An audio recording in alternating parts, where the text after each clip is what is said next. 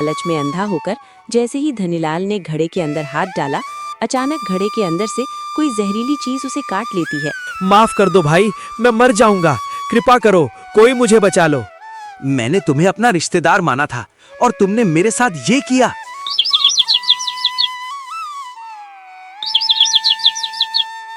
रामनगर नाम का एक छोटा सा गांव था, जहां लोग छोटे मोटे काम करके अपना और अपने परिवार का गुजारा किया करते थे। इन्हीं लोगों में से एक था चंदू। चंदू के पिता का देहांत हो चुका था। अब उसके परिवार में बस उसकी बूढ़ी माँ और एक बहन ही बची थी। चंदू की बहन की शादी धनीलाल नाम के एक कंजूस और लालची आदमी से हुई थी। वो हर बार को बनाकर चंदू के घर से पैसे और सामान ले जाता रहता था, लेकिन चंदू की किस्मत भी जाने क्यों उससे रूठी हुई थी। वो अक्सर खुद से कहता रहता, हाय मेरी किस्मत, पता नहीं भगवान ने मेरे हिस्से में इतनी बदनसीबी क्यों लिखी है। एक दिन चंदू सड़क पे खड़ा पुकार रहा था, पर शाम भेलपुरी ले लो, ताजा ताजा भेलपुरी।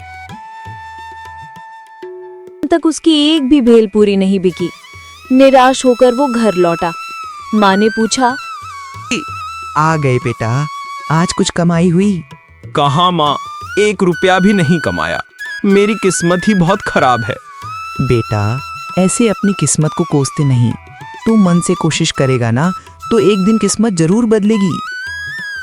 पर चंदू फिर भी उदास ही रहा और बरामदे में बैठकर किसी नए काम के बारे में सोचने लगा।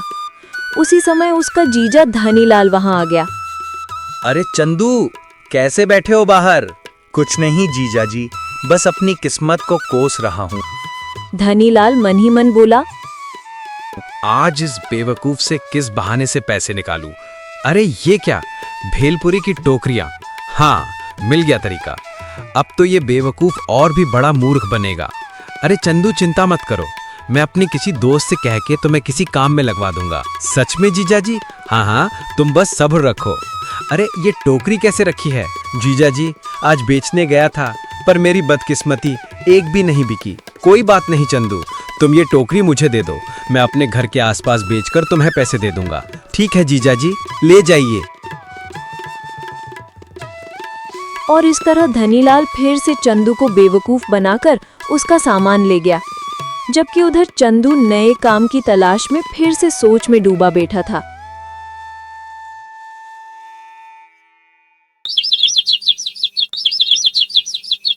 ऐसे ही कई दिन बीत जाते हैं। एक दिन चंदू घर का थोड़ा बहुत राशन लाने बाजार गया ही था कि तभी सूट बूट पहने एक आदमी उसके पास आया और बोला, अरे चंदू, पहचाना मुझे? मैं सोहन हूँ, सोहन। अरे सोहन, तुम्हें इस हाल में देखकर तो मैं पहचान ही नहीं पाया। क्या बात है भाई, इतने दिनों बाद मिले हो? हाँ यार, आजकल थोड़ा काम में व्यस्त रहता हूँ। मैंने अपना खुद का काम शुरू किया था और अब मेरा अपना कारखाना भी है। ये सुनकर चंदू गहरी सोच में डूब गया। हे भगवान, मेरा दोस्त सोहन भी अमीर हो गया। अब तो मेरे बारे में भी कुछ सोच ले, मेरी भी किस्मत कभी तो बदल दे। तभी सोहन ने फिर पूछा, ये अरे चंदू, किस सोच में पड़ गए? अपने बारे में बताओ, आजकल क्या कर रहे हो? क्या बताऊं दोस्त, न जाने कितने काम शुरू किए, लेकिन मेरी बदकिस्मती एक भी काम नहीं चला। हर बार कोई न कोई काम बिगड़ ही जाता है। कोई बात नहीं चंदू, मैं हूं ना, मैं तुम्हारी मदद करूंगा। नहीं भाई, मैं ऐसे तुम्हारी मदद नहीं ले सकता। तुम मुझे मेरे हाल पर छोड़ दो। ये कहकर चंदू वहां से चला गया। लेकिन सोहन, जो चंदू का बचपन का दोस्त था, उसकी हालत देखकर अंदर से टूट गया। उसने अपने एक आदमी से कहा, सुनो, मुझे किसी भी तरह अपने दोस्त की मदद करनी है। मैं उसे इस हालत में नहीं देख सकता। लेकिन साहब, आपके दोस्त ने तो मदद लेने से मना कर दिया है। जानता हूँ, लेकिन हमें उसकी चुपके से मदद करनी होगी। ठीक है, तरकीब। सोहन का आदमी सोहन को चंदू की चुपकी से मदद करने की तरकीब सोचकर बताता है। तो अच्छी है, लेकिन ये काम हमें अगले कुछ ही दिनों में करना होगा। कुछ दिनों बाद एक दिन चंदू ने फिर से नया काम शुरू करने का सोचा। इस बार वो सब्जियां बेचने लगा। वो जोर जोर से आवाज लगाते हुए कह रहा था, अरे सब्जी ले लो, ताजा सब्जी। मेरे जैसी ताजी सब्जी आपको कहीं नहीं मिलेगी।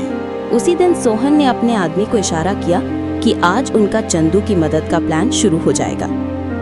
सोहन का एक आदमी चुपके से चंदू के ठेले के पास आया और बिना किसी को बताए एक सुनहरा डिब्बा वहां रख गया। लेकिन आखिर उस डिब्बे में ऐसा क्या था जिससे सोहन चंदू की तकदीर बदलना चाहता था? सब्जियां बेचते बेचते चंदू अपनी बहन के घर के बाहर पहुंच गया। अरे जीजा जी, सब्जियां ले लीजिए, ताजा ताजा मंडी से लाया हूँ। नहीं नहीं भाई, मैं तो कल ही मंडी जाकर सस्ती सब्जियां ले आया था। इतने में धनीलाल की नजर चंदू के ठेले पर पड़े उस सुनहरे डिब्बे पर पड़ी। अरे चंदू, ये डिब्बा कैसा है तेरे ठेले पर? अरे इस पर तो मेरी नजर ही नहीं गई। ये डिब्बा यहाँ कैसे आया? धनीलाल बड़ा चालाक था। वो मन ही मन सोचने लगा, इतने सुंदर डिब्बे का इस मूर्ख चंदू के पास क्या काम? खरीद लेता हूँ, शायद मेरे किसी काम आ जाए। अच्छा चंदू, ये डिब्बा कितने में दोगे? जीजाजी, मुझे तो नहीं पता ये यहाँ कैसे आया, पर अगर आपको चाहिए तो 200 रुपए दे दीजिए। ठीक है भाई, अब ये डिब्बा मेरा हुआ। धनीलाल ने तुरंत पैसे दे दिए। चंदू अपना ठेला लेकर वहां से चला गया। लेकिन पीछे सोहन का आदमी खड़ा ये सब देख रहा था। वो परेशान होकर बोला, अरे ये क्या कर दिया इसने? इस डिब्बे से तो इसकी किस्मत बदलने वाली थी और इसने बेच ही दिया। अब जाकर साहब को सब बताना होगा। उधर चंदू के जाने के बाद धनीलाल ने डिब्बा खोलने की कोशिश की। अरे खुल जा रे, खुल जा। अरे क्या मैं सपना देख रहा हूँ? इतने सारे पैसे! लो, मैं तो माला माल हो गया, लॉटरी लग गई आज तो। धनीलाल खुशी से झूम उठा। फिर वो सोचने लगा, इतना कीमती डिब्बा उस मूर्ख चंदू के पास कैसे आया? उधर सोहन का आदमी सीधा सोहन के पास पहुंचा और सारी बात बता दी। ऐसा नहीं होना चाहिए था। वो पैसे तो मैंने चंदू की मदद के लिए भेजे थे, लेकिन कोई बात नहीं। इस बार हम ऐसी तरह से उसकी मदद करेंगे जिसके बारे में किसी ने सोचा भी नहीं होगा। धनीलाल ऊंची आवाज में चिल्लाया, अरे सुनीता, ए बेवकूफ चंदू की बहन, कहाँ रह गई? जरा जल्दी उधर आओ। क्या हुआ जी? क्यों इतना चिल्ला रहे हैं? नाचो, झूमो, हमारी लॉटरी लग गई। देखो, तुम्हारे उस बेवकूफ भाई के डिब्बे से कितने पैसे निकले हैं। मतलब मैं कुछ समझी नहीं। अरे आज जब तुम्हारा मूर्ख भाई सब्जियां बेच रहा था, मैं उसके पास गया। उसके ठेले पर ये डिब्बा पड़ा हुआ था और मैं उठा लाया। ये गलत बात है। वो पैसे तो मेरे भाई के हुए, आप उसे वापस कर दीजिए।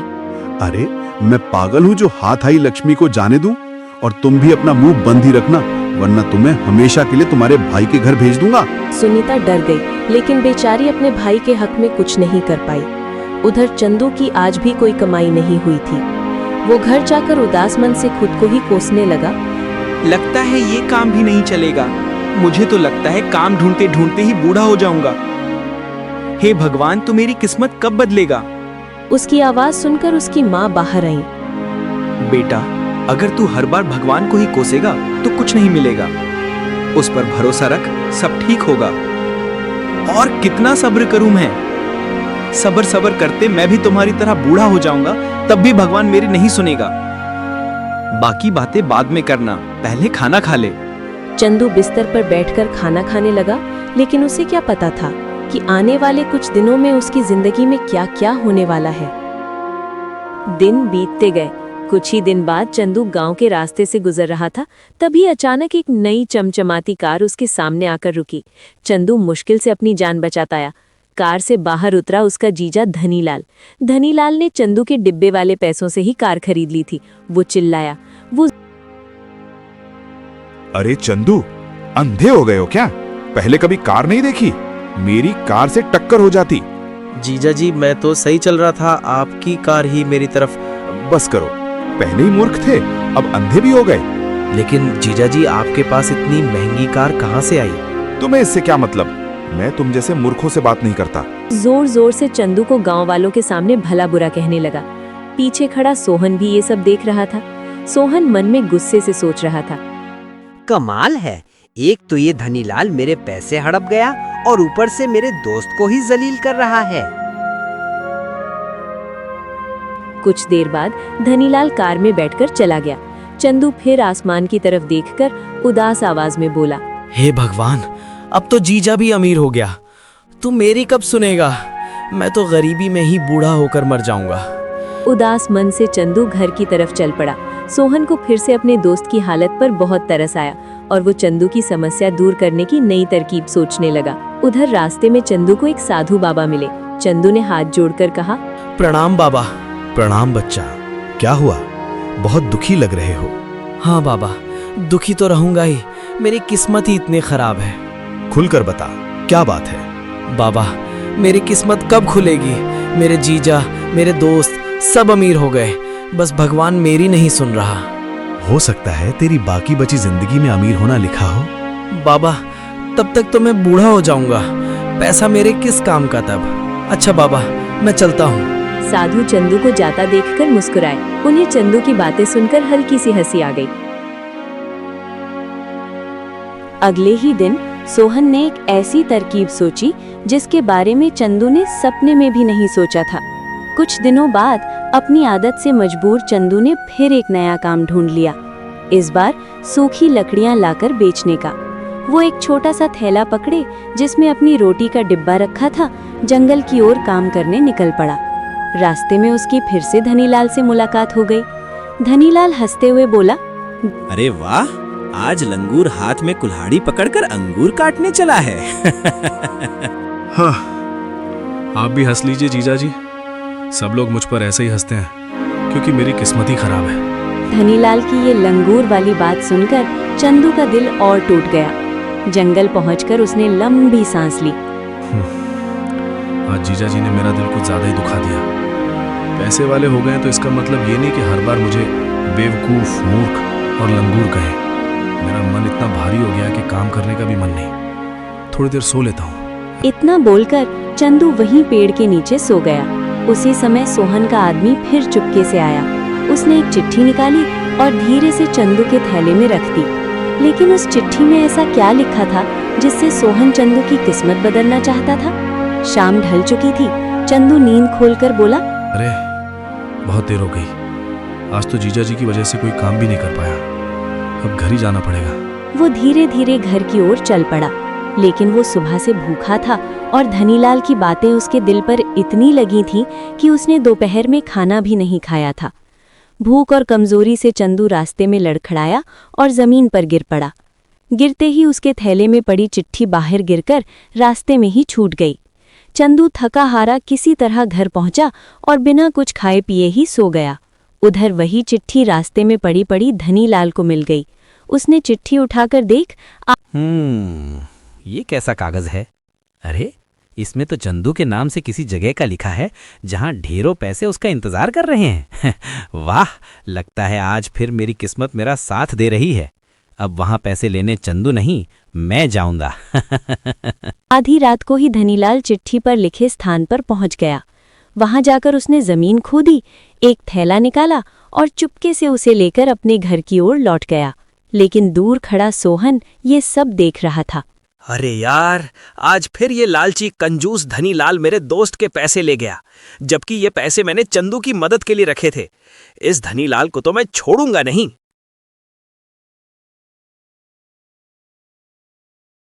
सोहन के दिए हुए उन्हीं पैसों से धनीलाल ने कुछ ही दिनों में एक बड़ा सा बंगला खरीद लिया।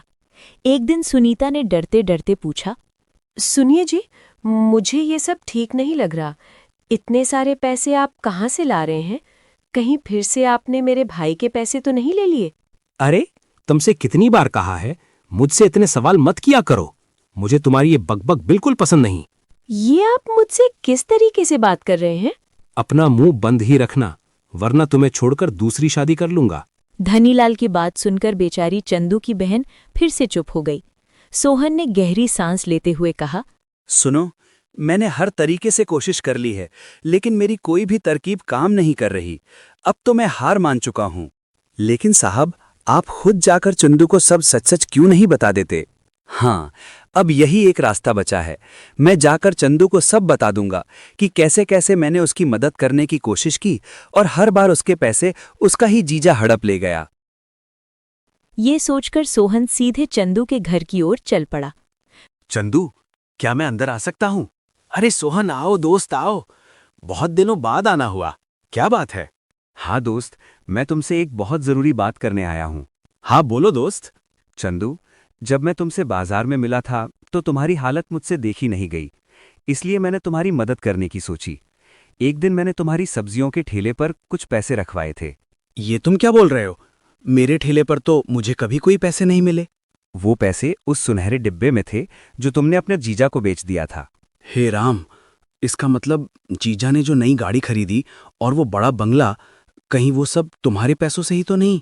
हाँ चंदू, वो गाड़ी भी और वो बंगला भी सब मेरे ही पैसों से लिया गया है। देखा, अब तो तुम भी समझ गए हो ना मेरी किस्मत कितनी खराब है। तुमने मेरी मदद करनी चाहिए, फिर भी मेरे हाथ कुछ नहीं लगा। तुम चिंता मत करो दोस्त, अब हम दोनों मिलकर तुम्हारे जीजा से तुम्हारे पैसे निकलवाएंगे। लेकिन कैसे? जीजा बहुत कंजूस और लालची हैं, वो कभी भी मेरे पैसे वापस नहीं देंगे। सुनो, मेरे पास एक तरकीब है। फिर सोहन ने चंदू के कान में धनीलाल से पैसे निकलवाने की पूरी योजना बता दी। वाह दोस्त, तरकीब तो अच्छी है, लेकिन अब पता नहीं ये भी काम करेगी या नहीं। सोहन की तरकीब के मुताबिक चंदू ने धनीलाल के घर के बाहर एक ठेला रख दिया। थोड़ी देर बाद धनीलाल घर से बाहर निकला। उसकी नजर उस ठेले पर पड़ी। अरे, ये कैसा ठेला है? वो पास गया और देखा कि ठेले के अंदर एक किताब रखी हुई थी। धनीलाल ने किताब खोली। उसमें लिखा था, मैं वही हूं जो तुम्हें रोज पैसे देता रहा हूं। अगर तुम्हें और ज्यादा धन चाहिए तो उसी जगह वापस आओ। अरे वाह वाह, लगता है इस बार तो और भी ज्यादा धन मिलेगा। लगता है मेरी किस्मत फिर से साथ दे रही है, जहां से तुमने पहली बार पैसे उठाए थे। लालच से धनीलाल की आंखें चमक उठीं। सोहन की योजना के अनुसार लालची धनीलाल बिना कुछ सोचे समझे फिर से उसी जगह की ओर चल पड़ा। जैसे ही धनीलाल वहां पहुंचा, उसे जमीन पर रखा हुआ एक बड़ा सा घड़ा दिखाई दिया। लालच में अंधा होकर जैसे ही धनीलाल ने घड़े के अंदर हाथ डाला, अचानक घड़े के अंदर से कोई जहरीली चीज उसे काट लेती है। आह! हाय राम, ये किसने काट लिया मुझे? धनीलाल दर्द से तड़पने लगा। हाय, मैं मर गया रे! बचाओ, कोई तो बचाओ! तभी झाड़ियों के पीछे से चंदू और सोहन बाहर आते हैं। सोहन कड़क आवाज में बोला, क्यों धनीलाल, फंस गए ना हमारी चाल में? तुमने हमारा बहुत पैसा लूटा है, आज उसी लालच की सजा भुगत रहे हो। माफ कर दो भाई, मैं मर जाऊंगा, कृपा करो, कोई मुझे बचा लो। मैंने तुम्हें अपना रिश्तेदार माना था और तुमने मेरे साथ ये किया। अरे अरे चंदू, माफ कर दो, पहले मेरी जान बचाओ। छोड़ दे इसे चंदू, इसकी यही सजा है। अब तुम्हारी यही सजा है, यहीं पड़े रहो। नहीं भाई नहीं, मैं तुम दोनों के सारे पैसे वापस कर दूंगा, बस मेरी जान बचा लो, वरना मैं मर जाऊंगा। अगर अपनी जान बचानी है तो अभी के अभी हमारे सारे पैसे वापस करो और अपने गुनाह सबके सामने कबूल करो। ये क्या कह रहे हो तुम? मैं किसी को कुछ नहीं बताऊंगा। ठीक है, तो फिर यहीं पड़े रहो। नहीं, रुक जाओ, मैं सब सच बता दूंगा। तभी गांव के कुछ लोग वहां आ पहुंचे। चंदू पहले ही उन्हें सारी बात बता चुका था। अब इन गांव वालों के सामने सच मानना होगा, चंदू बोला, वरना आज तुम्हारी जान कोई नहीं बचा पाएगा। बताता हूँ, मैंने धोखे से चंदू और सोहन के पैसे उठा लिए थे। उन्हीं पैसों से मैंने ये बंगला और गाड़ी खरीदी थी। मैं सब कुछ वापस कर दूंगा, बस मुझे बचा लो। देखा पंच साहब, अब सब सच आपके सामने आ गया है। अब मेरे दोस्त को उसका हक दिला दीजिए। तुम मेरे बचपन के दोस्त हो चंदू, मैं तुम्हें तकलीफ में कैसे देख डरो सकता हूं? मत, तुम्हें किसी जहरीली चीज ने नहीं काटा। घड़े में जो था वो जहरीला नहीं था। थोड़ी देर दर्द रहेगा, लेकिन कुछ नहीं होगा। वाह दोस्त, तुमने सच में दोस्ती निभा दी, वरना मैं तो यूं ही रो रो कर मर जाता। इस तरह धनीलाल को उसके लालच का मजा चखाने के बाद दोनों दोस्त हंसते हुए घर लौट गए। चंदू को उसके चोरी हुए पैसे और बंगला वापस मिला और आखिरकार वो खुशी खुशी अपना जीवन जीने लगा।